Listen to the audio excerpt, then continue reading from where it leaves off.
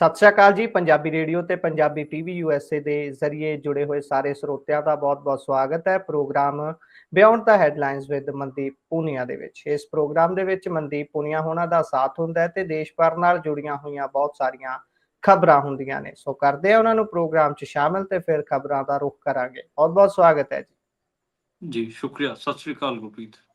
ਸਤਿ ਸ਼੍ਰੀ ਅਕਾਲ ਜੀ। ਸੋ ਸਭ ਤੋਂ ਪਹਿਲਾਂ ਕਰ ਲਈਏ ਦੇਸ਼ ਦੇ ਪੀਐਮ ਦੀ ਗੱਲ। ਨਰਿੰਦਰ ਮੋਦੀ ਹੁਣੀ ਆਪਣੀ ਕਹਿ ਲਈਏ ਇੱਕ ਤਰੀਕੇ ਦਾ ਜਿਹੜਾ ਮੁੱਢ ਹੈ ਉਹਨਾਂ ਦਾ ਸਕੂਲ ਕਹਿ ਲਈਏ ਜਿੱਥੋਂ ਉਹਨਾਂ ਨੇ ਸਾਰੀ ਟ੍ਰੇਨਿੰਗ ਲਈ ਹੈ ਇਸ ਦੀ, ਨਾਗਪੁਰ ਵਾਲਾ ਸੈਂਟਰ ਆਰਐਸਐਸ ਦਾ ਮੁੱਖ ਕੇਂਦਰ, ਉੱਥੇ ਬੀਤੇ ਦਿਨੀ ਗਏ ਸੀ। ਉਹ ਵੀ ਬਹੁਤ ਲੰਬੇ ਸਮੇਂ ਬਾਅਦ ਤੇ ਕਈ ਤਰ੍ਹਾਂ ਦੀਆਂ ਕਿਆਸ ਰਾਈਆਂ ਸੀ। 75 ਸਾਲ ਵਾਲੀ ਵੀ ਗੱਲ ਆ ਰਹੀ ਸੀ। ਉਸ ਤੋਂ ਇਲਾਵਾ ਆਪਸੀ ਜਿਹੜਾ ਮਤਭੇਦ ਪਹਿਲਾਂ ਚੱਲ ਰਹੇ ਸੀ, ਇਲੈਕਸ਼ਨ 'ਚ ਜਨਤਕ ਹੋਏ ਸੀ, ਉਹਨੂੰ ਲੈ ਕੇ ਗੱਲ ਹੋ ਰਹੀ ਸੀ।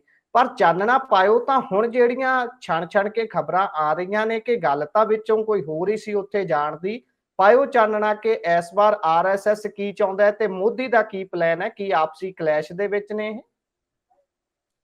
ਜੀ ਗੁਰਪ੍ਰੀਤ, ਜਦੋਂ ਮੋਦੀ 11 ਸਾਲ ਬਾਅਦ ਆਰਐਸਐਸ ਦੇ ਹੈੱਡਕੁਆਟਰ ਗਿਆ ਸੀ, ਉਦੋਂ ਵੀ ਆਪਾਂ ਇਸ ਖਬਰ ਤੇ ਗੱਲਬਾਤ ਕੀਤੀ ਸੀ। ਉਦੋਂ ਜਿਹੜੀ ਅੰਦਰੋਂ ਇਨਫੋਰਮੇਸ਼ਨ ਸੀ ਉਹ ਇੰਨੀ ਨਿਕਲ ਕੇ ਨਹੀਂ ਆਈ ਸੀ। ਇਸ ਕਰਕੇ ਅਸੀਂ ਸਿਰਫ ਔਰ ਸਿਰਫ ਉਹਦੇ 11 ਸਾਲ ਬਾਅਦ ਆਰਐਸਐਸ ਦੇ ਹੈੱਡਕੁਆਟਰ ਜਾਣ ਦੇ ਮਾਇਨੇ ਹੀ ਆਪਾਂ ਖੰਗਾਲਣ ਦੀ ਕੋਸ਼ਿਸ਼ ਕੀਤੀ ਸੀ। ਬਹੁਤ ਸਾਰੀਆਂ ਖਬਰਾਂ ਹੁਣ ਬਾਹਰ ਆ ਰਹੀਆਂ ਨੇ ਛਣ ਕੇ। ਜੇਪੀ ਯਾਦਵ ਜਿਹੜੇ ਕਿ ਆਰਐਸਐਸ ਨੂੰ ਕਵਰ ਕਰਦੇ ਨੇ, ਉਹਨਾਂ ਨੇ ਦ ਟੈਲੀਗ੍ਰਾਫ ਦੇ ਵਿੱਚ ਇੱਕ ਖਬਰ ਲਿਖੀ ਹੈ। ਉਹਦੇ 'ਚ ਉਹਨਾਂ ਨੇ ਦੱਸਿਆਗਾ ਕਿ ਜਿਹੜਾ ਆਰਐਸਐਸ ਹੈ ਇਸ ਵਾਰ ਰਬਰ ਸਟਾਂਪ ਨਹੀਂ ਚਾਹੁੰਦਾ, ਜਿਹੜਾ ਕਿ ਨਰਿੰਦਰ ਮੋਦੀ ਔਰ ਅਮਿਤ ਸ਼ਾਹ ਦੇ ਛੱਤਰ ਛਾਇਆ 'ਚ ਕੰਮ ਕਰੇ। ਉਹਦਾ ਦਾ ਬੰਦਾ ਉਹ ਨਹੀਂ ਚਾਹੁੰਦੇ। ਉਹ ਚਾਹੁੰਦੇ ਆ ਕਿ ਇੱਕ ਜੈਨੂਅਨ ਲੀਡਰ ਜਿਹੜਾ ਬੀਜੇਪੀ ਦਾ ਹੈਗਾ ਉਹ ਅੱਗੇ ਆਵੇ। ਆਪਾਂ ਨੂੰ ਪਤਾ ਕਿ ਸਾਲ 2014 ਤੋਂ ਬਾਅਦ ਜਿਹੜਾ ਬੀਜੇਪੀ ਦਾ ਪੂਰਾ ਕਾਡਰ ਹੈ, ਬੀਜੇਪੀ ਪੂਰੀ ਪਾਰਟੀ ਕਿਤੇ ਨਾ ਕਿਤੇ ਅਮਿਤ ਸ਼ਾਹ ਤੇ ਨਰਿੰਦਰ ਮੋਦੀ ਦੇ ਛੱਤਰ ਛਾਇਆ 'ਚ ਹੀ ਚੱਲ ਰਹੀ ਹੈ। ਪਹਿਲਾਂ ਆਪ ਅਮਿਤ ਸ਼ਾਹ ਬੀਜੇਪੀ ਪਾਰਟੀ ਦੇ ਅਧਿਕਸ਼ ਬਣੇ ਹੋਏ ਸੀ। ਉਸ ਤੋਂ ਲਗਾਤਾਰ 2 ਵਾਰ ਰਹਿਣ ਤੋਂ ਬਾਅਦ ਉਹਨਾਂ ਨੇ ਜੇਪੀ ਨੱਡਾ ਨੂੰ ਬਣਾਤਾ। ਹੁਣ ਜੇਪੀ ਨੱਡਾ ਦੇ 4 ਸਾਲ ਪੂਰੇ ਹੋ ਚੁੱਕੇ ਨੇ ਤੇ ਹੁਣ ਨਵੇਂ ਅਧਿਕਸ਼ ਦੀ ਵਾਰੀ ਹੈ। ਪਰ ਹਜੇ ਤੱਕ ਤਾਂ ਚੁਣ ਲਿਆ ਜਾਣਾ ਚਾਹੀਦਾ ਸੀਗਾ, ਪਰ ਹਜੇ ਤੱਕ ਇਹ ਕੰਮ ਨਹੀਂ ਹੋਇਆ। ਉਹਦੇ ਲਟਕਣ ਦਾ ਇੱਕੋ ਕਾਰਨ ਹੈ ਕਿ ਆਰਐਸਐਸ ਜਿਹੜਾ ਨਾ ਇਹਨਾਂ ਨੇ ਭੇਜਿਆ ਸੀਗਾ ਉਹਦੇ ਤੇ ਮੋਹਰ ਨਹੀਂ ਮਾਰ ਰਿਹਾ। ਆਰਐਸਐਸ ਦਾ ਕਹਿਣਾ ਹੈ ਕਿ ਇਸ ਵਾਰ ਅਸੀਂ ਡਿਸਾਈਡ ਕਰਾਂਗੇ ਕਿ ਬੀਜੇਪੀ ਦਾ ਪ੍ਰੈਜ਼ੀਡੈਂਟ ਕੌਣ ਹੋਊਗਾ, ਤੇ ਇਹ ਲਗਾਤਾਰ ਆਪਾਂ ਨੂੰ ਟਕਰਾਹਟ ਦੇਖਣ ਨੂੰ ਮਿਲ ਰਹੀ ਹੈਗੀ ਆ। ਇਹਦੀ ਜਿਹੜੀ ਖਾਲੀ ਜੇਪੀ ਯਾਦਵ ਦੀ ਰਿਪੋਰਟ ਤੋਂ ਹੀ ਮੈਂ ਇਹ ਗੱਲ ਨਹੀਂ ਕਹਿ ਰਿਹਾ। ਮੇਰੀ ਆਪ ਵੀ ਕਈ ਆਰਐਸਐਸ ਦੇ ਜਿਹੜੇ ਵੱਡੇ ਲੀਡਰ ਹੈ ਉਹਨਾਂ ਨਾਲ ਗੱਲਬਾਤ ਹੋਈ। ਉਹਨਾਂ ਨੇ ਵੀ ਇਸ ਗੱਲ ਤੇ ਇਸ਼ਾਰਾ ਕੀਤਾ ਤੇ ਈਵਨ ਕਈ ਬੰਦਿਆਂ ਨੇ ਤਾਂ ਮੀਡੀਆ ਦੇ ਵਿੱਚ ਵੀ ਆ ਕੇ ਇਹ ਗੱਲ ਕਹੀ ਹੈ ਕਿ ਇਸ ਵਾਰ ਜਿਹੜਾ ਪ੍ਰੈਜ਼ੀਡੈਂਟ ਆਊਗਾ ਉਹ ਆਰਐਸਐਸ ਦਾ ਆਊਗਾ। ਯਾਨੀ ਕਿ ਮੋਦੀ ਅਤੇ ਅਮਿਤ ਸ਼ਾਹ ਦੀ ਰਬਰ ਸਟਾਂਪ ਨਹੀਂ ਆ ਰਿਹਾ। ਆਰਐਸਐਸ ਫੀਲ ਕਰ ਰਿਹਾ ਹੈਗਾ ਕਿ ਮੋਦੀ ਅਤੇ ਅਮਿਤ ਸ਼ਾਹ ਬਹੁਤ ਅੜ ਤਰੀਕੇ ਨਾਲ ਬੀਜੇਪੀ ਨੂੰ ਰਨ ਕਰ ਰਹੇ ਨੇ। ਕਈ ਵਾਰ ਉਹ ਆਰਐਸਐਸ ਨੂੰ ਵੀ ਅਣਦੇਖਾ ਕਰਦੇ ਨੇ। ਇਸ ਕਰਕੇ ਇਹ ਚੀਜ਼ਾਂ ਸਾਹਮਣੇ ਆ ਰਹੀਆਂ ਨੇ। ਆਪਾਂ ਮੇਰੇ ਦਿਮਾਗ 'ਚ ਤੁਹਾਡੀ ਗੱਲ ਸੁਣਦਿਆਂ ਆ ਰਿਹਾ ਸੀ ਵੀ ਆਪਾਂ ਇਹ ਕਹਿ ਸਕਦੇ ਹਾਂ ਵੀ ਜਿੱਦਾਂ ਸਾਡੇ ਪੰਜਾਬ 'ਚ ਸੁਖਬੀਰ ਬਾਦਲ ਹੈ, ਉਹ ਅਕਾਲ ਤਖਤ ਸਾਹਿਬ ਨੂੰ ਕੁਝ ਨਹੀਂ ਮੰਨਦਾ, ਏਦਾਂ ਹੀ ਅਮਿਤ ਸ਼ਾਹ ਤੇ ਉਹਨਾਂ ਦੀ ਜੋੜੀ ਹੈ। ਬੇਸ਼ੱਕ ਆਪਾਂ ਅਕਾਲ ਤਖਤ ਸਾਹਿਬ ਨੂੰ ਕਿਸੇ ਨਾਲ ਕੰਪੇਅਰ ਨਹੀਂ ਕਰ ਸਕਦੇ, ਪਰ ਗੱਲ ਤਾਂ ਇਹੀ ਹੈ ਨਾ ਵੀ ਆਪਣੀ ਮੂਲ ਸੰਸਥਾ ਹੈ ਜਿਹੜੀ ਜਿੱਥੋਂ ਤੁਹਾਡੀ ਜੜ ਲੱਗੀ ਹੈ, ਤੁਸੀਂ ਉਸ ਨੂੰ ਪਿੱਛੇ ਛੱਡ ਰਹੇ ਹੋ ਤੇ ਮਨ ਮਰਜ਼ੀਆਂ ਕਰ ਰਹੇ ਹੋ। ਪਰ ਆਪਾਂ ਚਲੀਏ ਜੀ ਅੱਗੇ ਅਗਲੀ ਖਬਰ ਤੇ ਸੰਭਲ ਦੀ ਸ਼ਾਹੀ ਜਾਮਾ ਮਸਜਿਦ ਦੀ ਗੱਲ ਕਰ ਲੈਂਦੇ ਆ। ਇਹਦਾ ਨਾਮ ਬਦਲ ਦਿੱਤਾ ਗਿਆ ਜੀ। ਕੀ ਨਾਮ ਰੱਖਿਆ ਗਿਆ ਤੇ ਨਾਮ ਬਦਲਣ ਦਾ ਕਾਰਨ ਕੀ ਹੈ? ਦੇਖੋ, ਜਿਹੜੀ ਸ਼ਾਹੀ ਜਾਮਾ ਮਸਜਿਦ ਹੈ ਹੁਣ ਉਹਦਾ ਨਵਾਂ ਨਾਮ ਬਦਲ ਕੇ ਏਐਸਆਈ ਨੇ ਜਿਹੜਾ ਭਾਰਤੀ ਪੁਰਾਤੱਤਵ ਸਰਵੇਖਣ ਹੈ, ਆਰਕੀਓਲੋਜੀਕਲ ਸਰਵੇ ਆਫ ਇੰਡੀਆ, ਉਹਨੇ ਇਹਦਾ ਨਾਮ ਬਦਲ ਕੇ ਜਿਹੜਾ ਜੁਮਾ ਮਸਜਿਦ ਕਰ ਦਿੱਤਾ। ਤੇ ਉਹਨਾਂ ਨੇ ਕਿਹਾ ਕਿ ਅਸੀਂ ਇਹਦਾ ਨਾਮ ਜੁਮਾ ਮਸਜਿਦ ਇਸ ਕਰਕੇ ਕੀਤਾ ਕਿਉਂਕਿ ਸਾਡੇ ਕੋਲ 1927 ਦੇ ਟਾਈਮ ਦੇ ਜਿਹੜਾ ਮਸਜਿਦ ਕਮੇਟੀ ਸੀਗੀ ਤੇ ਇੰਡੀਅਨ ਗਵਰਨਮੈਂਟ ਸੀ ਉਸ ਟਾਈਮ ਦੀ, ਉਹਦਾ ਇੱਕ ਲੈਟਰ ਮਿਲਿਆਗਾ ਜਿਹਦੇ 'ਚ ਇਹਨੂੰ ਜੁਮਾ ਮਸਜਿਦ ਲਿਖਿਆ ਗਿਆ ਹੈਗਾ। ਮੈਨੂੰ ਇਹ ਵੀ ਗੱਲ ਲੱਗਦੀ ਹੈ ਕਿ ਉਹ ਜਿਹੜੇ ਅੰਗਰੇਜ਼ ਹੈਗੇ ਆ ਉਹ ਇੱਕ ਹੀ ਜਗ੍ਹਾ ਬਹੁਤ ਥਾਵਾਂ ਤੇ ਯੂ ਵਰਤਦੇ ਸੀਗੇ। ਜਿਵੇਂ ਪੰਜਾਬ ਦੀ ਸਪੈਲਿੰਗ ਹੋ ਗਈ, ਜਨਪਥ ਦੀ ਸਪੈਲਿੰਗ ਹੋ ਗਈ, JUNPATH ਲਿਖਦੇ ਸੀਗੇ ਉਹ। ਤੇ ਹੋਰ ਵੀ ਮੈਂ 10 ਏਦਾਂ ਦੀ ਸਪੈਲਿੰਗਾਂ ਦੱਸ ਸਕਦਾ ਜਿੱਥੇ ਉਹ ਏ ਦੀ ਥਾਂ ਤੇ ਯੂ ਵਰਤਦੇ ਸੀਗੇ। ਤੇ ਜੇ JAMA ਕੀ ਥਾਂ ਤੇ ਉਹਨਾਂ ਨੇ JUMA ਲਿਖ ਰੱਖਿਆ ਤਾਂ ਉਹ ਜਾਮਾ ਮਸਜਿਦ ਹੀ ਪੜਿਆ ਜਾਣਾ ਚਾਹੀਦਾ। ਪਰ ਹੁਣ ਜਿਹੜੇ ASI ਵਾਲੇ ਹੈ ਉਹ ਕਹਿ ਰਹੇ ਨੇ ਕਿ ਇਹ ਜਾਮਾ ਮਸਜਿਦ ਨਹੀਂ, ਇਹ ਜੁਮਾ ਮਸਜਿਦ ਹੈ। ਤੇ ਇਹ ਨਵਾਂ ਬੋਰਡ ਲਾਇਆ ਗਿਆ ਹੈਗਾ ਜੀ। ਹੁਣ ਦੇਖੋ ਬਣਦਾ ਕੀ ਹੈ, ਜਿਹੜਾ ਪੁਰਾਣਾ ਬੋਰਡ ਸੀ ਉਹ ਤਾਂ ਆਪਾਂ ਨੂੰ ਪਤਾ ਉਹਨਾਂ ਨੇ ਹਟਾਤਾ, ਤੇ ਇਸ ਮਾਮਲੇ ਤੇ ਆਪਾਂ ਨੂੰ ਪਤਾ ਕਿ ਕੋਰਟ 'ਚ ਵੀ ਪੂਰੀ ਹੀਅਰਿੰਗਸ ਚੱਲ ਰਹੀਆਂ ਨੇ। ਕੋਰਟ ਨੇ ਵੀ ਆਪ ਕਿਹਾ ਏਐਸਆਈ ਨੂੰ ਕਿ ਤੁਸੀਂ ਇਹਦੇ ਤੇ ਜਿਹੜੇ ਕਿਤੇ ਨਾ ਕਿਤੇ ਫੈਕਟਸ ਹੈਗੇ ਉਹਨਾਂ ਨੂੰ ਲੱਭੋ। ਮੈਨੂੰ ਲੱਗਦਾ ਕਿ ਬਹੁਤ ਸਾਰੇ ਹਿਸਟੋਰੀਅਨਸ ਦਾ ਇਸ ਤੇ ਪੱਖ ਆਉਣਾ ਜ਼ਰੂਰੀ ਹੈ, ਨਹੀਂ ਤਾਂ ਫਿਰ ਇਹ ਕੁਛ ਨਾ ਕੁਛ ਦਾ ਕੁਛ ਬਣਾ ਦੇਣਗੇ। ਮੈਨੂੰ ਤਾਂ ਇਹ ਸਪੈਲਿੰਗ ਵਾਲਾ ਜ਼ਿਆਦਾ ਲੱਗ ਰਿਹਾ ਹੈਗਾ ਬਾਈ, ਕਿ JUMA ਦਾ ਮੈਨੂੰ ਲੱਗਦਾ ਕਿ ਜੇ ਅੰਗਰੇਜ਼ਾਂ ਨੇ ਲਿਖਿਆ ਹੋਇਆ ਤਾਂ ਉਹਨੂੰ ਜਾਮਾ ਹੀ ਪੜਿਆ ਜਾਣਾ ਚਾਹੀਦਾ, ਉਹਨੂੰ ਜੁਮਾ ਮਸਜਿਦ ਨਹੀਂ ਪੜਿਆ ਜਾਣਾ ਚਾਹੀਦਾ। ਜੁਮਾ ਦਾ ਕੋਈ ਸ਼ਬਦ ਹੀ ਨਹੀਂ, ਮਤਲਬ ਜੁਮਾ ਹੁੰਦਾ, ਜੁਮੇ ਦੀ ਨਮਾਜ਼ ਹੁੰਦੀ ਹੈ, ਉਹ ਸਾਰਾ ਆਪਾਂ ਨੂੰ ਪਤਾ ਹੈ ਉਸ ਚੀਜ਼ ਦਾ, ਪਰ ਜੁਮਾ ਉਹਦੇ 'ਚ ਅੱਧਾ ਮੈਂ ਨਹੀਂ ਹੈ, ਮਤਲਬ ਜਿਹੜੀ ਅੱਧਕ ਪੈਂਦੀ ਹੈਗੀ ਆ, ਉਹ ਸਾਰਾ ਮਾਮਲਾ ਨਹੀਂ। ਤੇ ਇਹ ਮੈਨੂੰ ਅਜੀਬ ਲੱਗ ਰਿਹਾ ਹੈਗਾ ਜੀ। ਜੀ, ਸੋ ਅੱਗੇ ਚੱਲੀਏ ਅਗਲੀ ਖਬਰ ਦੇ ਉੱਪਰ। ਉਧਰ ਟਰੰਪ ਸਾਹਿਬ ਨੇ ਜਦੋਂ ਟੈਰਿਫ ਲਾਏ ਨੇ ਪੂਰੇ ਦੇਸ਼ ਦੇ ਉਹਨਾਂ ਦੇਸ਼ਾਂ ਦੇ ਉੱਪਰ ਜਿਨ੍ਹਾਂ ਨੂੰ ਉਹ ਆਪਣੇ ਦੋਸਤ ਵੀ ਕਹਿੰਦੇ ਨੇ, ਵਿੱਚੋਂ ਦੁਸ਼ਮਣ ਵੀ ਨੇ। ਹੁਣ ਕਈ ਤਰ੍ਹਾਂ ਦੀਆਂ ਗੱਲਾਂ ਮੂਹਰਿਓਂ ਵੀ ਨਿਕਲ ਕੇ ਆ ਰਹੀਆਂ ਨੇ ਕਿ ਵਿਰੋਧੀ ਵੀ ਟੈਰਿਫ ਲਾਉਣ ਦੀ ਤਿਆਰੀ ਦੇ ਵਿੱਚ ਨੇ, ਤੇ ਉਧਰੋਂ ਫਿਰ ਧਮਕੀ ਆ ਗਈ। ਪਰ ਇਹ ਸਭ ਦੇ ਵਿਚਾਲੇ ਗੱਲ RBI ਦੀ ਕਰਦੇ ਆ ਕਿ RBI ਦਾ ਕੀ ਪਲਾਨ ਹੈ ਹੁਣ ਅੱਗੇ ਇਸ ਨੂੰ ਲੈ ਕੇ, ਕਿ ਕੀ ਗਰੋਥ ਰੇਟ ਨੂੰ ਭਾਰਤ ਦੀ ਨੂੰ ਫਰਕ ਪਊਗਾ, ਜਾਂ ਉਹਨਾਂ ਦੇ ਕੀ ਕਹਿੰਦੇ ਨੇ ਸਰਵੇ, ਜਾਂ ਉਹਨਾਂ ਦੇ ਆંકੜੇ ਕੀ ਕਹਿੰਦੇ ਨੇ ਕਿ ਜਿਹੜਾ ਟੈਰਿਫ ਲੱਗ ਰਿਹਾ ਹੈ ਅਮਰੀਕਾ ਦੇ ਵੱਲੋਂ, ਉਹਦੇ ਨਾਲ ਕੋਈ ਤਬਦੀਲੀ ਆਊਗੀ ਭਾਰਤ ਦੀ ਗਰੋਥ ਦੇ ਵਿੱਚ? ਹਾਂਜੀ, ਦੇਖੋ ਜਿਹੜਾ RBI ਹੈ ਉਹ ਲਗਾਤਾਰ ਇਸ ਬਾਰੇ ਗੱਲ ਕਰ ਰਿਹਾ ਹੈਗਾ, ਤੇ ਉਹਨਾਂ ਨੇ 3 ਦਿਨ ਦਾ ਆਪਣਾ ਮੋਨਿਟਰੀ ਪਾਲਿਸੀ ਜਿਹੜੀ ਬੈਠਕ ਸੀ ਉਹ ਵੀ ਉਹਨਾਂ ਨੇ ਆਯੋਜਿਤ ਕੀਤੀ ਸੀ, ਜਿਸ 'ਚ ਉਹਨਾਂ ਨੇ ਜਿਹੜੇ ਰੈਪੋ ਰੇਟ ਹੁੰਦੀ ਹੈ ਉਹ ਵੀ ਘਟਾਈ ਸੀ। ਤੇ ਹੁਣ ਉਹਨਾਂ ਨੇ ਕਿਤੇ ਨਾ ਕਿਤੇ ਜਿਹੜਾ ਪਹਿਲਾਂ ਉਹਨਾਂ ਨੇ ਅਨੁਮਾਨ ਦਿੱਤਾ ਸੀਗਾ GDP ਗਰੋਥ ਦਾ, ਤੇ ਉਹ ਅਨੁਮਾਨ ਹੁਣ ਉਹਨਾਂ ਨੇ ਉਸ ਟਾਈਮ ਉਹਨਾਂ ਨੇ ਅਨੁਮਾਨ ਦਿੱਤਾ ਸੀ ਕੁਝ ਦਿਨ ਪਹਿਲਾਂ 6.7%, ਜਿਹੜਾ ਉਸ ਟਾਈਮ ਵੀ ਮਤਲਬ ਪੁਰਾਣੇ ਆંકੜੇ ਦੇ ਮੁਕਾਬਲੇ ਘੱਟ ਸੀਗਾ, ਤੇ ਹੁਣ ਉਹ ਤੋਂ ਵੀ ਘੱਟ ਕਰਕੇ ਉਹਨਾਂ ਨੇ ਨਵਾਂ ਅਨੁਮਾਨ ਦੱਸਿਆਗਾ। ਉਹਨਾਂ ਨੇ ਕਿਹਾ ਕਿ ਜਿਹੜੀ ਹੁਣ ਗਰੋਥ ਰੇਟ ਰਹਿਣੀ ਹੈ ਉਹ 6.5% ਰਹਿਣੀ ਹੈ। ਯਾਨੀ ਤੁਸੀਂ ਆਪ ਲਾਓ ਕਿ ਬਹੁਤ ਜਿਹੜੀ ਵੱਡਾ ਸਤਰ ਤੇ ਉਹਨਾਂ ਨੇ ਕਟੌਤੀ ਕੀਤੀ ਹੈ। ਇਸ ਤੋਂ ਇਲਾਵਾ ਜਿਹੜੀ ਮਹਿੰਗਾਈ ਦਰ ਜਿਹਨੂੰ ਆਪਾਂ ਇਨਫਲੇਸ਼ਨ ਰੇਟ ਕਹਿੰਦੇ ਆ, ਉਹਦੇ ਤੇ ਵੀ ਉਹਨਾਂ ਨੇ ਇੱਕ ਅਨੁਮਾਨ ਦਿੱਤਾ ਸੀ। ਉਹਨਾਂ ਨੇ ਕਿਹਾ ਸੀਗਾ ਕਿ ਜਿਹੜਾ ਚਾਲੂ ਸਾਲ ਹੈ ਉਹਦੇ 'ਚ ਉਹਨਾਂ ਨੇ 4% ਹੁਣ ਕਿਹਾਗਾ ਕਿ 4% ਅਨੁਮਾਨ ਰਹਿਣ ਵਾਲਾ ਗਾ। ਇਸ ਤੋਂ ਪਹਿਲਾਂ ਉਹਨਾਂ ਨੂੰ 4.2% ਕਹੀ ਸੀ, ਉਹਦੇ 'ਚ ਵੀ ਉਹਨਾਂ ਨੇ 20.20% ਦਾ ਜਿਹੜਾ ਘਾਟਾ ਕੀਤਾ ਹੈਗਾ। ਇਹ ਮੋਟਾ ਨਿਕਲ ਕੇ ਆ ਰਿਹਾ। ਬਾਕੀ ਰੈਪੋ ਰੇਟ ਬਾਰੇ ਆਪਾਂ ਦੱਸ ਹੀ ਚੁੱਕੇ ਹਾਂ, ਉਹਨਾਂ ਨੇ 0.25% ਜਿਹੜੀ ਰੈਪੋ ਰੇਟ ਹੈ ਉਹ ਘੱਟ ਕੀਤੀ ਹੈ, ਜਿਹਦੇ ਕਰਕੇ ਜਿਹੜੀ ਹੁਣ ਰੈਪੋ ਰੇਟ ਹੈ ਉਹ 6.0% ਹੋ ਗਈ ਹੈ। ਇਹ ਮੋਟਾ ਜੀ ਹੈਗਾ, ਯਾਨੀ ਕਿ ਜਿਹੜਾ ਇੰਡੀਆ ਦਾ ਆਪਾਂ ਕਹਿ ਲਈਏ ਬੈਂਕ ਹੈਗਾ RBI ਹੈ, ਉਹ ਵੀ ਇਸ ਚੀਜ਼ ਨੂੰ ਮਤਲਬ ਕਿਤੇ ਨਾ ਕਿਤੇ ਓਬਜ਼ਰਵ ਕਰ ਰਿਹਾ ਹੈਗਾ।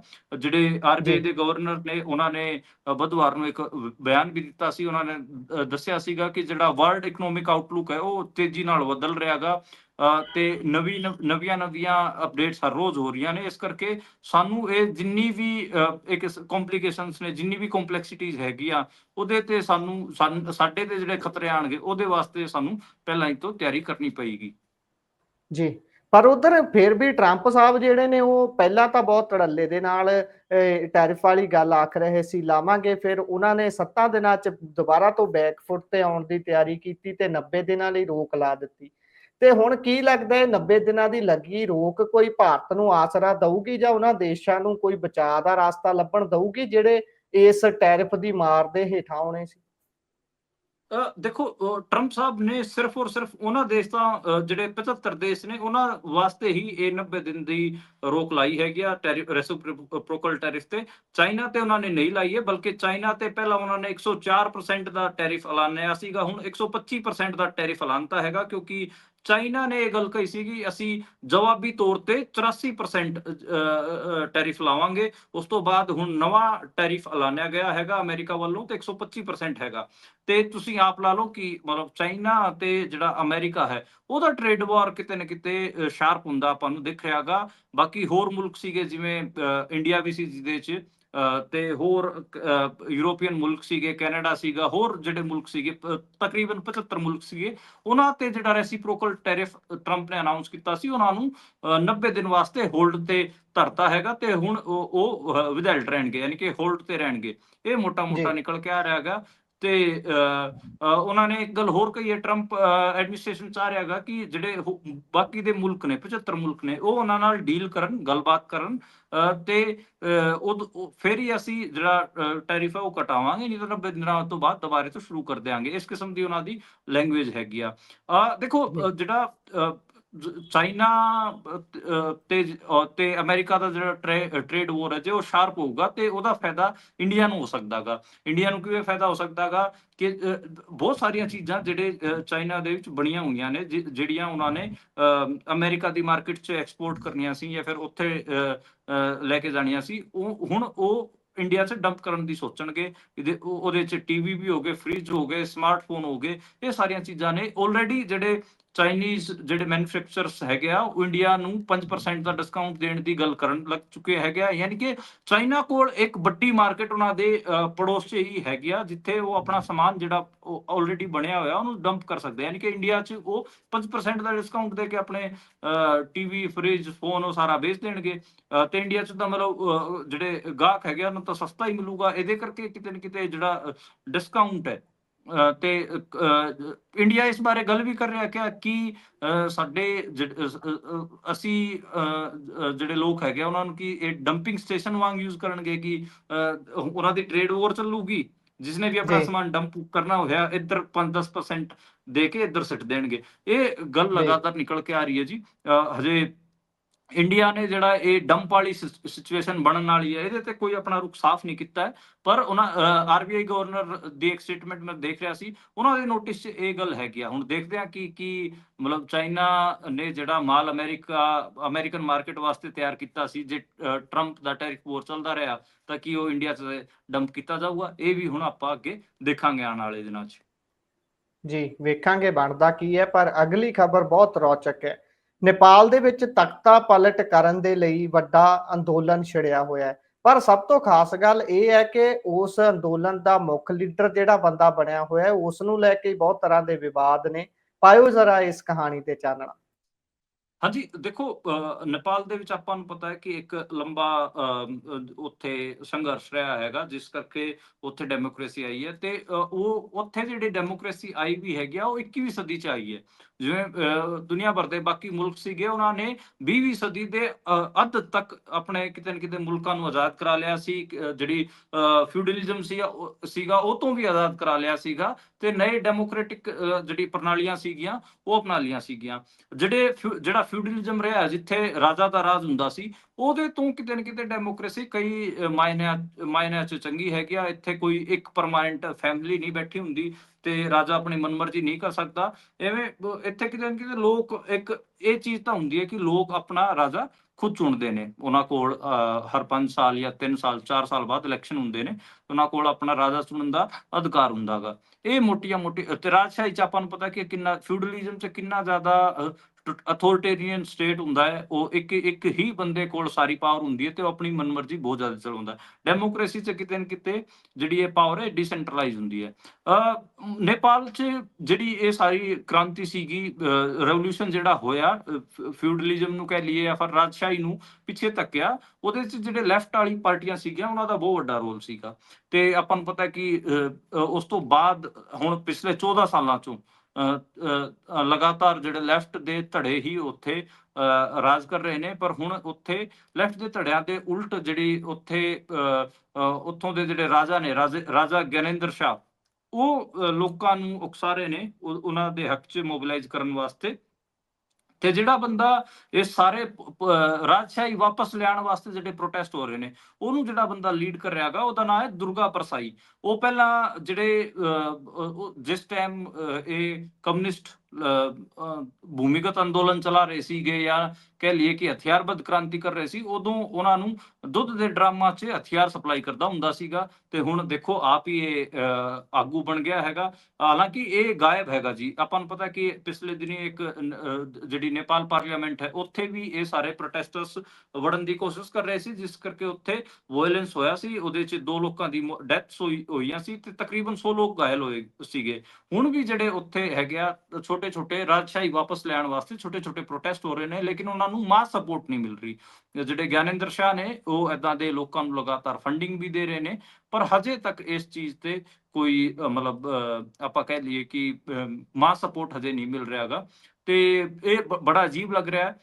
ਤੇ ਉਹ ਹੁਣ ਨੇਪਾਲ 'ਚ ਵੀ ਹਿੰਦੂ ਰਾਸ਼ਟਰ ਦੀ ਗੱਲ ਹੋ ਰਹੀ ਹੈ। ਉਹ ਕਹਿ ਰਹੇ ਹੈਗੇ ਜੇ ਰਾਜੇ ਦਾ ਰਾਜਾ ਹੋਊਗਾ ਤੇ ਅਸੀਂ ਨੇਪਾਲ ਨੂੰ ਹਿੰਦੂ ਰਾਸ਼ਟਰ ਡਿਕਲੇਅਰ ਕਰ ਦਿਆਂਗੇ।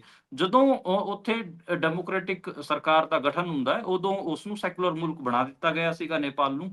ਤੇ ਹੁਣ ਜਿਹੜੇ ਰਾਜੇ ਦੇ ਸਪੋਰਟਰ ਹੈਗੇ ਆ, ਉਹ ਕਹਿ ਰਹੇ ਨੇ ਕਿ ਜੇ ਰਾਜਾ ਦੁਬਾਰੇ ਤੋਂ ਆਊਗਾ ਤਾਂ ਫਿਰ ਨੇਪਾਲ ਨੂੰ ਵਾਪਸ ਹਿੰਦੂ ਰਾਸ਼ਟਰ ਬਣਾ ਦਿੱਤਾ ਜਾਊਗਾ। ਤੇ ਉੱਥੇ ਵੀ ਜਿਹੜੀ ਬੀਜੇਪੀ ਆਈਟੀ ਸੈੱਲ ਵਰਗੀ ਸਾਮਗਰੀ ਹੈਗੀ ਆ, ਉਹ ਵੀ ਉੱਥੇ ਬਹੁਤ ਜ਼ਿਆਦਾ ਇੱਕ ਹਿਸਾਬ ਨਾਲ ਲੋਕਾਂ ਦੇ ਫੋਨਾਂ 'ਚ ਵਟਸਐਪਾਂ 'ਚ ਭੇਜੀ ਜਾ ਰਹੀ ਹੈਗੀ ਆ। ਉੱਥੇ ਵੀ ਕਮਿਊਨਲਾਈਜੇਸ਼ਨ ਕਰਨ ਦਾ ਪੂਰੀ ਤਿਆਰੀ ਚੱਲ ਰਹੀ ਹੈ। ਉੱਥੇ ਮੁਸਲਮਾਨਾਂ ਨੂੰ ਵੀ ਟਾਰਗੇਟ ਕਰਨ ਦੇ ਕਈ ਥਾਵਾਂ ਤੇ ਘਟਨਾਵਾਂ ਆ ਰਹੀਆਂ ਨੇ। ਹੁਣ ਦੇਖਦੇ ਹਾਂ ਉੱਥੇ ਬਣਦਾ ਕੀ ਹੈ, ਪਰ ਉਹ ਵੀ ਹਿੰਦੂ ਰਾਸ਼ਟਰ ਤੇ ਰਾਜਸ਼ਾਹੀ ਦੇ ਰਾਹ ਤੇ ਨੇਪਾਲ ਦੇ ਕੁਝ ਪੋਲੀਟੀਕਲ ਐਕਟਿਵ ਲੋਕ ਉਹ ਉਧਰ ਵੱਲ ਵਧ ਰਹੇ ਨੇ ਜੀ। ਜੀ, ਸੋ ਉਧਰ ਗੱਲ ਕਾਂਗਰਸ ਦੀ ਕਰੀਏ ਤਾਂ ਉਹਨਾਂ ਦਾ ਇਜਲਾਸ 2 ਦਿਨ ਦਾ ਖਤਮ ਹੋ ਗਿਆ ਸੀ ਤੇ ਇਹ ਕੀ ਸੁਣਨ ਨੂੰ ਮਿਲ ਰਿਹਾ ਹੈ ਕਿ ਭਾਜਪਾ ਨੂੰ ਹਰਾਉਣ ਲਈ ਭਾਜਪਾ ਵਰਗਾ ਹੀ ਬਣਨ ਜਾ ਰਹੀ ਹੈ ਕਾਂਗਰਸ। ਹਾਂਜੀ, ਦੇਖੋ, ਜਿਵੇਂ ਇਹ ਗੱਲ ਬਹੁਤ ਉੱਠੀ ਅਹਿਮਦਾਬਾਦ ਦੇ ਵਿੱਚ ਜਦੋਂ ਇਹ ਇਜਲਾਸ ਹੋ ਰਿਹਾ ਸੀਗਾ ਕਿ ਜਿਹੜੀ ਬੀਜੇਪੀ ਹੈ ਉਹ ਮਾਈਕਰੋ ਮੈਨੇਜਮੈਂਟ ਬਹੁਤ ਜ਼ਿਆਦਾ ਕਰਦੀ ਹੈਗੀ ਆ। ਉਹ ਜਿਹੜਾ ਪੰਨਾ ਪ੍ਰਮੁੱਖ ਯਾਨੀ ਕਿ ਜਿਹੜੇ ਵੋਟਰ ਲਿਸਟ ਦਾ ਪੇਜ ਹੁੰਦਾ ਹੈ, ਉਹਦੇ ਉਸ ਉੱਥੋਂ ਤੱਕ ਉਹ ਸੰਗਠਨ ਬਣਾਉਣ ਦੀ ਕੋਸ਼ਿਸ਼ ਕਰਦੀ ਹੈ ਤੇ ਅਸੀਂ ਵੀ ਉੱਥੋਂ ਤੱਕ ਬਣਾਈਏ। ਜਿਹੜਾ ਰਾਹੁਲ ਗਾਂਧੀ ਨੇ ਪਬਲਿਕ ਸਪੀਚ ਦਿੱਤਾ ਸੀਗਾ, ਉਹਦੇ 'ਚ ਉਹਨਾਂ ਨੇ ਜਿਹੜੇ ਡਿਸਟ੍ਰਿਕਟ ਪ੍ਰੈਜ਼ੀਡੈਂਟ ਬਣਾਉਣ ਦੀ ਗੱਲ ਕਹੀ ਸੀ ਤੇ ਉਹਨਾਂ ਨੂੰ ਟਿਕਟ ਵੰਡਵਾੜੇ ਵਿੱਚ ਅਹਿਮ ਯੋਗਦਾਨ ਦੇ ਮਤਲਬ ਅਹਿਮ ਰੋਲ ਦੇਣ ਦੀ ਗੱਲ ਵੀ ਕਹੀ ਸੀਗੇ। ਤੇ ਹੁਣ ਉਹ ਉਸ ਤੋਂ ਅੱਗੇ ਵੀ ਗੱਲ ਨਿਕਲ ਕੇ ਆ ਰਹੀ ਹੈ, ਹੌਲੀ ਹੌਲੀ ਗੱਲਾਂ ਖੁੱਲਣਗੀਆਂ। ਉਹ ਕਹਿ ਰਹੇ ਨੇ ਕਿ ਅਸੀਂ ਬਲਾਕ ਲੈਵਲ ਤੇ ਪਿੰਡ ਲੈਵਲ ਤੇ ਵੀ ਸੰਗਠਨ ਬਣਾਵਾਂਗੇ ਤੇ ਜ਼ਰੂਰਤ ਪਈ ਤਾਂ ਜਿਵੇਂ ਬੀਜੇਪੀ ਵੋਟਰ ਲਿਸਟ ਦੇ ਇੱਕ ਪੇਜ ਦਾ ਵੀ ਅਧਿਅਕਸ਼ ਬਣਾ ਦਿੰਦੀ ਹੈ, ਅਸੀਂ ਵੀ ਇੱਕ ਮਤਲਬ ਵੋਟਰ ਲਿਸਟ ਦੇ ਇੱਕ ਪੇਜ ਦੇ ਜਿਹੜਾ ਇੱਕ ਪੇਜ ਹੁੰਦਾ ਉਹਦਾ ਵੀ ਅਸੀਂ ਜੀ ਪ੍ਰੈਜ਼ੀਡੈਂਟ ਬਣਾਉਣ ਤੱਕ ਜਾਵਾਂਗੇ। ਇਹ ਗੱਲ ਉੱਥੋਂ ਨਿਕਲ ਕੇ ਆਈ ਹੈ ਤੇ ਮਾਈਕਰੋ ਮੈਨੇਜਮੈਂਟ ਤੇ ਬਹੁਤ ਜ਼ਿਆਦਾ ਗੱਲ ਹੋਈ ਹੈ। ਉਹਨਾਂ ਨੇ ਕਿਹਾ ਕਿ ਠੀਕ ਹੈ, ਆਈਡੀਓਲੋਜੀਕਲ ਲੈਵਲ ਤੇ ਤੁਸੀਂ ਇੱਕ ਲੈਵਲ ਤੇ ਜਾ ਕੇ ਮਤਲਬ ਨੈਰੇਟਿਵ ਬਿਲਡ ਕਰਕੇ ਗੱਲਾਂ ਬੋਲ ਕੇ ਪ੍ਰਚਾਰ ਕਰਕੇ ਉਹ ਕਰ ਸਕਦੇ ਹੋ, ਪਰ ਲੋਕਾਂ ਨੂੰ ਵੋਟਾਂ ਪਵਾਉਣ ਵਾਸਤੇ ਲੈ ਕੇ ਜਾਣਾ, ਉਹ ਇਹ ਨਜ਼ਰ ਰੱਖਣੀ ਕਿ ਕਿੱਥੋਂ ਅਸੀਂ ਕਮਜ਼ੋਰ ਹਾਂ, ਕਿੱਥੇ ਅਸੀਂ ਸਟਰੋਂਗ ਹਾਂ, ਕਿਵੇਂ ਆਪਾਂ ਜਿੱਥੇ ਕਮਜ਼ੋਰ ਹਾਂ ਅੱਗੇ ਉਹਨੂੰ ਸਟਰੋਂਗ ਕਰ ਸਕਦੇ ਹਾਂ। ਇਸ ਵਾਸਤੇ ਮਾਈਕਰੋ ਮੈਨੇਜਮੈਂਟ ਦੀ ਲੋੜ ਹੁੰਦੀ ਹੈ ਤੇ ਉਹ ਕਹਿ ਰਹੇ ਕਿ ਬੀਜੇਪੀ ਬਹੁਤ ਜ਼ਿਆਦਾ ਮਾਈਕਰੋ ਮੈਨੇਜਮੈਂਟ ਕਰਦੀ ਹੈ, ਅਸੀਂ ਬੀਜੇਪੀ ਦੇ ਵਾਂਗ ਹੀ ਅੱਗੇ ਮਾਈਕਰੋ ਮੈਨੇਜਮੈਂਟ ਤੇ ਧਿਆਨ ਦੇਵਾਂਗੇ। ਉਹਦਾ ਮੈਂ ਪਰਸਨਲ ਲੈਵਲ ਤੇ ਮਾਈਕਰੋ ਮੈਨੇਜਮੈਂਟ ਟਾਈਪ ਜਿਹੜੀ ਪੋਲਿਟਿਕਸ ਆ ਉਹਦਾ ਕ੍ਰਿਟਿਕ ਰਹਾਂਗਾ। ਮੈਂ ਸੁਖਬੀਰ ਬਾਦਲ ਦਾ ਇਸੇ ਲਾਈਨ ਤੇ ਕ੍ਰਿਟਿਕ ਕਰਦਾ ਹੁੰਦਾ ਸੀਗਾ। ਜਦੋਂ ਸੁਖਬੀਰ ਬਾਦਲ ਹੋਣਾ ਦੀ ਸਰਕਾਰ ਸੀਗੀ, ਉਦੋਂ ਮੈਨੂੰ ਇਹ ਲੱਗਦਾ ਸੀਗਾ ਕਿ ਜਿਹੜੇ ਵੱਡੇ ਆਈਡੀਓਲੋਜੀਕਲ ਕੁਐਸਚਨ ਨੇ ਉਹਨਾਂ ਨੂੰ ਡੀਲ ਕਰਨ ਦੀ ਬਜਾਏ ਜਿਹੜਾ ਬਾਦਲ ਪਰਿਵਾਰ ਸੀ ਉਹ ਮਾਈਕਰੋ ਮੈਨੇਜਮੈਂਟ ਤੇ ਵਗ ਗਿਆ ਸੀਗਾ। ਸੁਖਬੀਰ ਬਾਦਲ ਹੋਰੀ ਜਦੋਂ 2012 ਦਾ ਇਲੈਕਸ਼ਨ ਜਿੱਤ ਕੇ ਆਉਂਦੇ ਨੇ ਤੇ ਉਹਨਾਂ ਨੂੰ ਕਮੰਡ ਹੋ ਗਿਆ ਸੀਗਾ ਤੇ ਅਸੀਂ ਤਾਂ ਬਲੋਕ ਲੈਵਲ ਤੇ ਪਿੰਡ ਲੈਵਲ ਤੇ ਅਸੀਂ ਬੂਥ ਲੈਵਲ ਤੇ ਲੋਕਾਂ ਨੂੰ ਮੈਨੇਜ ਕਰ ਸਕਦੇ ਹਾਂ ਤੇ ਉਹਨਾਂ ਨੂੰ ਆਪਣੀ ਮਾਈਕਰੋ ਮੈਨੇਜਮੈਂਟ ਤੇ ਬਹੁਤ ਕਮੰਡ ਹੋ ਗਿਆ ਸੀਗਾ। ਤੇ ਇਹ ਇੱਕ ਗੱਲ ਇਹ ਵੀ ਹੈ ਕਿ ਹਜੇ ਵੀ ਪੰਜਾਬ 'ਚ ਜੇ ਕੋਈ ਆਗੂ ਸਭ ਤੋਂ ਵਧੀਆ ਮਾਈਕਰੋ ਮੈਨੇਜਮੈਂਟ ਕਰਦਾਗਾ ਤਾਂ ਉਹ ਸੁਖਬੀਰ ਬਾਦਲ ਹੀ ਹੈ। ਉਸ ਗੱਲੋਂ ਉਹਦੀ ਬੜਾਈ ਕੀਤੀ ਜਾ ਸਕਦੀ ਹੈ, ਪਰ ਉਹਦੀ ਮੂਰਖਤਾ ਇਹ ਹੈ ਕਿ ਉਹ ਮਤਲਬ ਅਕਾਲੀ ਦਲ ਦਾ ਲੀਡਰ ਹੋਣ ਦੇ ਬਾਵਜੂਦ ਜਿਹੜੇ ਵੱਡੇ ਆਈਡੀਓਲੋਜੀਕਲ ਕੁਐਸਚਨ ਨੇ ਉਹਨਾਂ ਨੇ ਕਦੇ ਅੰਗੇਜ ਨਹੀਂ ਕੀਤਾ। ਨਾ ਉਹਨਾਂ ਨੇ ਮਤਲਬ ਠੀਕ ਹੈ ਕਿ ਹੁਣ ਉਹ ਆਪੋਜੀਸ਼ਨ 'ਚ ਨੇ ਤੇ ਮਾੜਾ ਮੋਟਾ ਸਿੱਖ ਪੋਲੀਟੀਕਲ ਪ੍ਰਿਜ਼ਨਰਸ ਦਾ ਮੁੱਦਾ ਉਠਾ ਲੈਂਦੇ ਨੇ, ਚੱਕ ਲੈਂਦੇ ਨੇ। ਉਸ ਤੋਂ ਪਹਿਲਾਂ ਆਪਾਂ ਨੂੰ ਪਤਾ ਕਿ ਉਹ ਕੀ ਕਰਦੇ ਰਹੇ ਨੇ।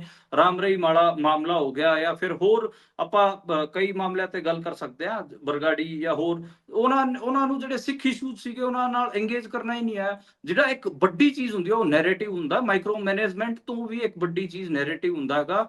ਤੁਸੀਂ ਇਹ ਦੇਖੋ, ਇਹਦੇ ਤੇ ਆਮ ਆਦਮੀ ਪਾਰਟੀ ਨੇ ਬਹੁਤ ਜ਼ਿਆਦਾ ਕੰਮ ਕੀਤਾ। ਆਮ ਆਦਮੀ ਪਾਰਟੀ ਨੇ ਜਿਹੜੇ ਸੋਸ਼ਲ ਮੀਡੀਆ ਚੈਨਲ ਸੀਗੇ ਉਹਨਾਂ ਤੇ ਠੀਕ ਠਾਕ ਪੈਸਾ ਲਾਇਆਗਾ ਤੇ ਆਪਾਂ ਨੂੰ ਪਤਾ ਹੈ ਕਿ 2022 ਦੇ ਇਲੈਕਸ਼ਨਾਂ ਤੋਂ 6 ਮਹੀਨੇ ਪਹਿਲਾਂ ਹੀ ਆਪਾਂ ਦੇਖ ਰਹੇ ਸੀਗੇ ਕਿ ਕਿਵੇਂ ਪੰਜਾਬ ਦੇ ਜਿਹੜੇ ਡਿਜੀਟਲ ਚੈਨਲ ਸੀਗੇ ਉਹ ਆਮ ਆਦਮੀ ਪਾਰਟੀ ਦੀ ਭਗਤੀ ਕਰਨ ਲੱਗ ਪਏ ਸੀਗੇ।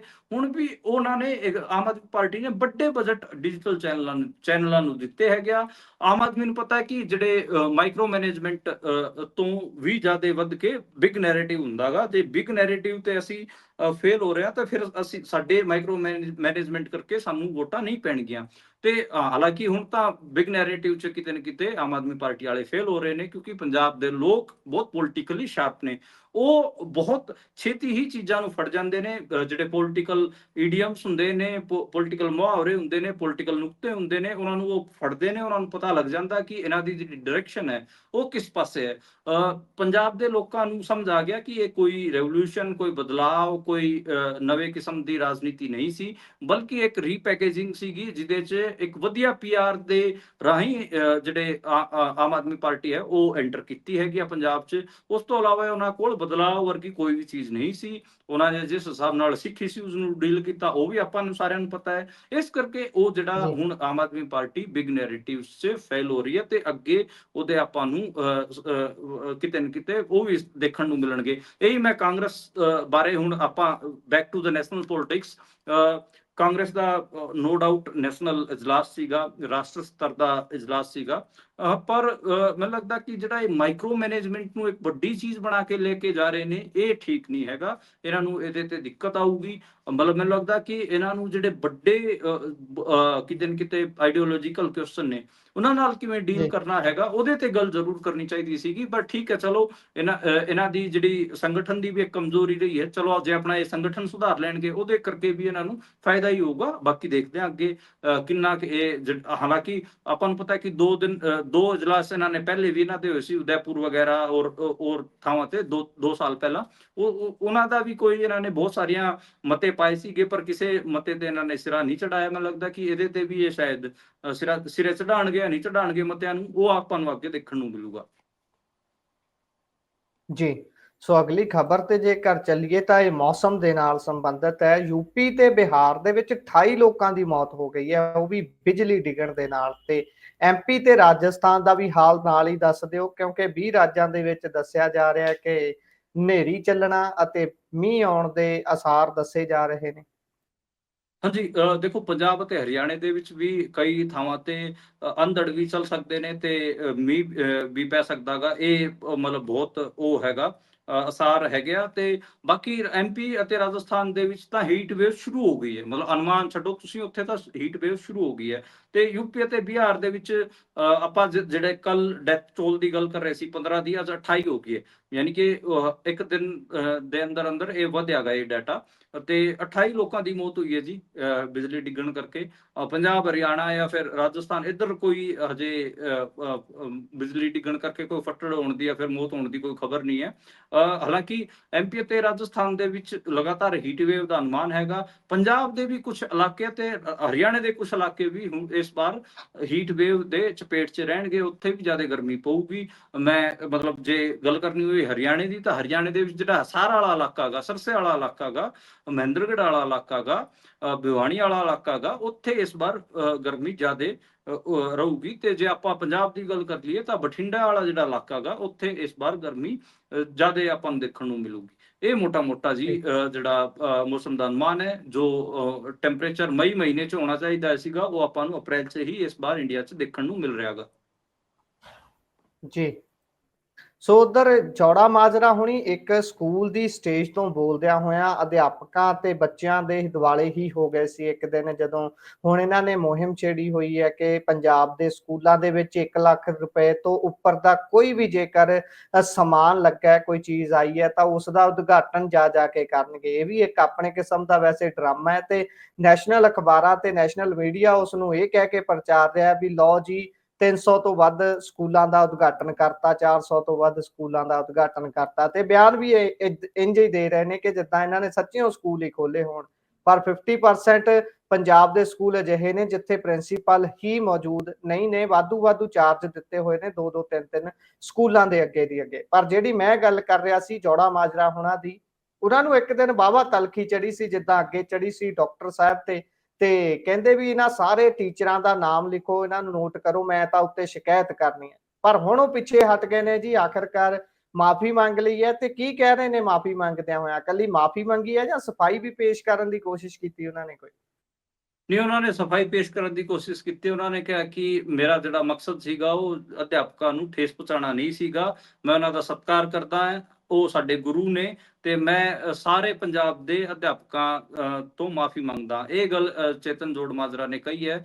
ਤੇ ਆਪਾਂ ਨੂੰ ਪਤਾ ਕਿ ਇੱਕ ਪ੍ਰੋਗਰਾਮ ਸੀਗਾ 7 ਅਪ੍ਰੈਲ ਨੂੰ ਉਹ ਸਮਾਣਾ ਦੇ ਵਿੱਚ, ਉੱਥੇ ਉਹਨਾਂ ਨੇ ਜਿਹੜੇ ਉਹ ਅਧਿਆਪਕ ਸੀਗੇ ਉਹਨਾਂ ਨਾਲ ਬਦਤਮੀਜ਼ੀ ਕੀਤੀ ਸੀ, ਬਹੁਤ ਗਲਤ ਤਲਖੀ ਨਾਲ ਉਹ ਬੋਲੇ ਸੀਗੇ। ਤੇ ਹੁਣ ਜਦੋਂ ਪੂਰੇ ਪੰਜਾਬ ਭਰ ਦੇ ਜਿਹੜੇ ਟੀਚਰ ਸੀਗੇ ਉਹਨਾਂ ਦੇ ਵਿਰੋਧ ਕਰਕੇ ਕਿਤੇ ਨਾ ਕਿਤੇ ਉਹਨਾਂ ਨੂੰ ਮਾਫੀ ਮੰਗਣੀ ਪਈ ਹੈ, ਇਹ ਚੀਜ਼ ਨਿਕਲ ਕੇ ਆਈ ਹੈ। ਬਾਕੀ ਜਿਹੜਾ ਡਰਾਮਾ ਅੱਜ ਕੱਲ ਚੱਲ ਰਿਹਾ ਹੈਗਾ ਉਹਦੇ ਬਾਰੇ ਤੁਸੀਂ ਦੱਸ ਹੀ ਦਿੱਤਾ ਹੈ ਕਿ ਕਿਵੇਂ ਨੈਸ਼ਨਲ ਮੀਡੀਆ ਦੇ ਵਿੱਚ ਜਾਂ PR ਏਜੰਸੀਆਂ ਤੋਂ ਇਹ ਆਪਣੇ ਆਪ ਨੂੰ ਪੰਜਾਬ ਦੀ ਸਿੱਖਿਆ ਕ੍ਰਾਂਤੀ ਦਾ ਮਹਾਨਾਇਕ ਬਣਾਉਣ ਦੀ ਦੱਸਣ ਦੀ ਜਿਹੜੀ ਪੂਰੀ ਕਵਾਇਦ ਹੈ ਉਹ ਚੱਲ ਰਹੀ ਹੈਗੀ ਆ। ਹਾਲਾਂਕਿ ਪੰਜਾਬ ਦੇ ਲੋਕ ਸਮਝਦਾਰ ਨੇ, ਉਹਨਾਂ ਨੂੰ ਪਤਾ ਹੈ ਕਿ PR ਅਤੇ ਅਸਲ ਕੰਮ 'ਚ ਕੀ ਫਰਕ ਹੁੰਦਾ। ਆਪਾਂ ਨੂੰ ਪਤਾ ਹੈ ਕਿ ਜਿਹੜੇ ਪੁਰਾਣੀ ਬਿਲਡਿੰਗਾਂ ਹੈਗੀਆਂ ਉਹਨਾਂ ਦੀ ਰੰਗਾਈ ਪਤਾਈ ਕਰਕੇ ਕਿਵੇਂ ਉਹਨਾਂ ਨੂੰ ਆਪਣਾ ਜਾਂ ਨਵਾਂ ਕਹਿ ਕੇ ਪ੍ਰਸਤੁਤ ਕਰ ਰਹੇ ਨੇ, ਪੇਸ਼ ਕਰ ਰਹੇ ਨੇ।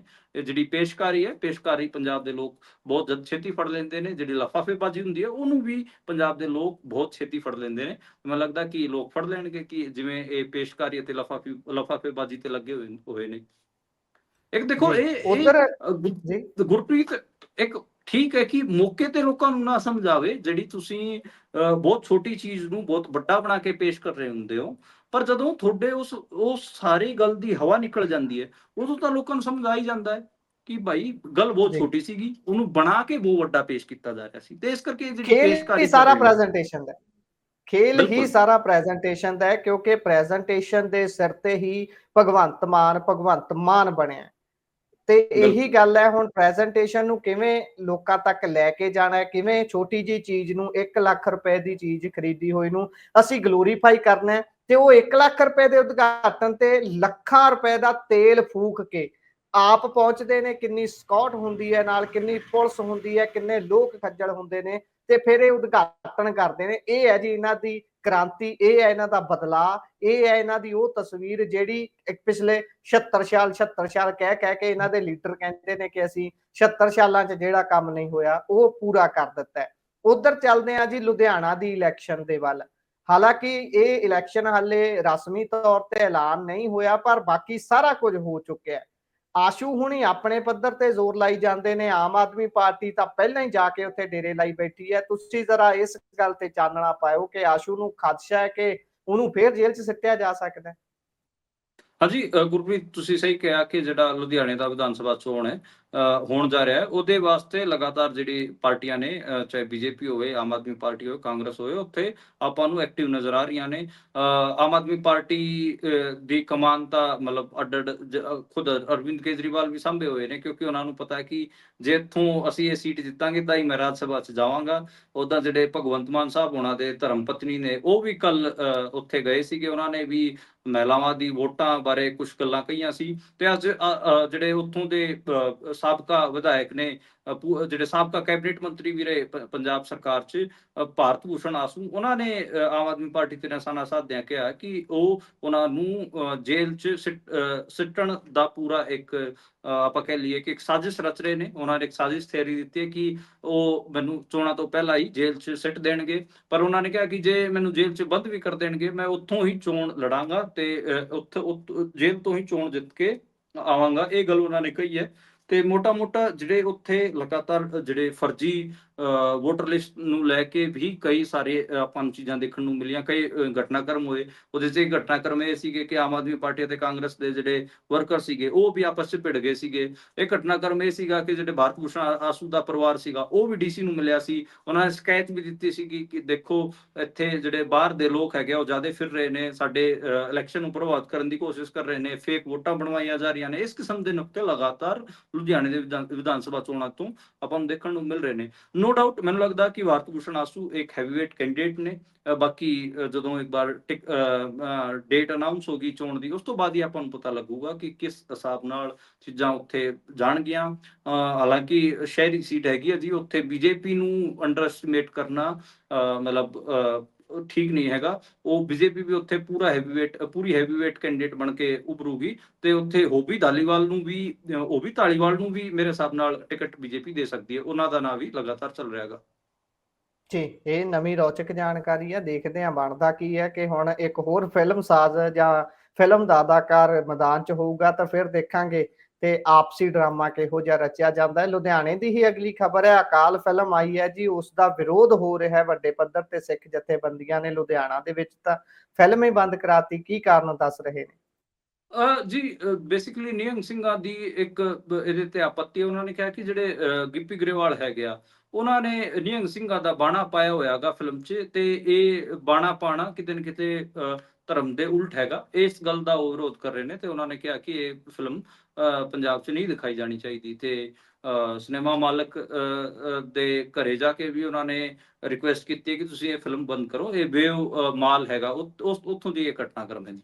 ਕੋਈ ਮਤਲਬ ਇਹ ਹੀ ਮੋਟਾ-ਮੋਟਾ ਹਜੇ ਨਿਕਲ ਕੇ ਆਇਆ ਹੈਗਾ। ਓਦਾਂ ਕੋਈ ਵੱਡੇ ਪ੍ਰੋਟੈਸਟ ਨਹੀਂ ਹੋ ਰਹੇ। ਬਹੁਤ ਲੁਧਿਆਣੇ ਦੇ ਵਿੱਚ ਹੀ ਦੇਖਣ ਨੂੰ ਆਪਾਂ ਨੂੰ ਮਿਲਿਆ ਕਿ ਪੂਰੇ ਪੰਜਾਬ ਲੈਵਲ ਤੇ ਹੀ ਹੋ ਰਹੇ ਹੋਣ। ਏਦਾਂ ਦੀ ਕੋਈ ਗੱਲ ਹਜੇ ਨਿਕਲ ਕੇ ਨਹੀਂ ਆਈ। ਨੇ ਪੂਰੇ ਪੰਜਾਬ ਲੈਵਲ ਤੇ ਨਹੀਂ ਹੈ, ਪਰ 2-3 ਜਗ੍ਹਾ ਦੀਆਂ ਹੋਰ ਘਟਨਾਵਾਂ ਮੈਂ ਵੇਖੀਆਂ ਨੇ ਜਿੱਥੇ ਸਿਨੇਮਾ ਹਾਲ ਦੇ ਵਿੱਚ ਜਾ ਕੇ ਇਸ ਤਰੀਕੇ ਦੀਆਂ ਬਿਲਕੁਲ ਗੱਲਾਂ ਸਾਹਮਣੇ ਆਈਆਂ ਨੇ। ਸੋ ਅੱਜ ਦਾ ਪ੍ਰੋਗਰਾਮ ਦਾ ਸਮਾਂ ਇੱਥੇ ਹੀ ਸਮਾਪਤ ਹੁੰਦਾ ਹੈ। ਸੋ ਤੁਸੀਂ ਜੁੜੇ, ਜਾਣਕਾਰੀਆਂ ਸਾਂਝੀਆਂ ਕੀਤੀਆਂ, ਬਹੁਤ ਬਹੁਤ ਧੰਨਵਾਦ ਪੂਨੀਆ ਜੀ। ਜੀ, ਸ਼ੁਕਰੀਆ। ਸਤਿ ਸ਼੍ਰੀ ਅਕਾਲ ਗੁਰਪ੍ਰੀਤ। ਸਤਿ ਸ਼੍ਰੀ ਅਕਾਲ। ਸੋ ਪੰਜਾਬੀ ਰੇਡੀਓ ਤੇ ਪੰਜਾਬੀ ਟੀਵੀ USA ਲਗਾਤਾਰ ਇਸੇ ਤਰ੍ਹਾਂ ਦੇ ਪ੍ਰੋਗਰਾਮ ਲੈ ਕੇ ਤੁਹਾਡੀ ਸੇਵਾ ਦੇ ਵਿੱਚ ਹਾਜ਼ਰ ਹੈ। ਪ੍ਰੋਗਰਾਮਾਂ ਦੀ ਲਗਾਤਾਰਤਾ ਬਰਕਰਾਰ ਰਹੇਗੀ। ਸਾਨੂੰ ਦਿਓ ਇਜਾਜ਼ਤ। ਧੰਨਵਾਦ। ਸਤਿ ਸ਼੍ਰੀ ਅਕਾਲ।